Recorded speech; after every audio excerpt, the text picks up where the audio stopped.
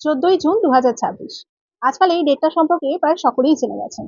আসলে কিছু ভিডিওর মাধ্যমে মানুষের মধ্যে একটা ভুল ধারণা রটানো হচ্ছে যে এই 14ই জুন 2026-এর মধ্যে আধার কার্ড আপডেট না করলে নাকি আপনাদের অনেক বেশি টাকা দিয়ে আধার কার্ড আপডেট করতে হবে। এই ধারণাটি সম্পূর্ণ ভুল।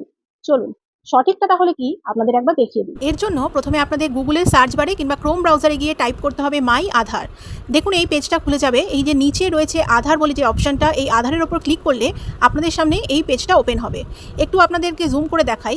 এখানে যে ফার্স্ট অপশানটা রয়েছে আপডেট আধার, এই আপডেট আধারের ওপর ক্লিক করার পর আপনাদের সামনে যে পেজটা খুলে যাবে সেখানে একদম ওপরে যে অপশানটা রয়েছে ডকুমেন্টস আপডেট, তার উপর ক্লিক করলে আপনাদের সামনে এই পেজটা খুলবে। এরপর ভালো করে ওপরে লাল রঙের লেখাটি দেখুন, যেখানে লেখা রয়েছে upload documents in support of identity and address, যার ডেট রয়েছে 14/6/2027, 14/6/2026, 14/6/2027 সাল অবধি এটা আপনারা ফ্রিতে আপডেট করতে পারবেন, অর্থাৎ আপনাদের কাছে প্রায় 1 বছর সময় রয়েছে।